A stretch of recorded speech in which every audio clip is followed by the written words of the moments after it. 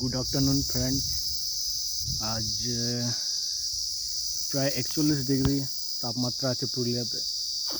তো কাজের থেকে বাড়ির দিকে যাচ্ছিলাম, যেতে যেতে প্রচণ্ড ঝিমানি ভাব আসছিলো, তাই একটু বসে গেলাম। তো কালকে সন্ধ্যার দিকেও আমাদের একটা অ্যাক্সিডেন্ট হয়েছে। তো প্রায় হতে থাকে, গ্রীষ্মের দিনে এরকম হতেই থাকে যে দুপুরবেলায় গাড়ি চালাতে চালাতে একটু ঝিমানি ভাব আসে। তো আপনাদের কাছে একটা রিকোয়েস্ট করব যে যখনই ওই ঘুম ঘুম ভাবটা আসবে,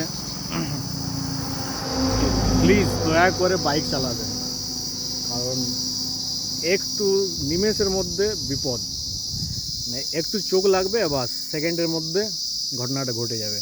তাই সবাইকে রিকোয়েস্ট করব, মনে হচ্ছে তোমার শরীরে ঘুম লাগছে তো একটু বসে যাও, কারণ আমার হচ্ছিলো এখনই যে ঝিমানি ভাব আসছিল।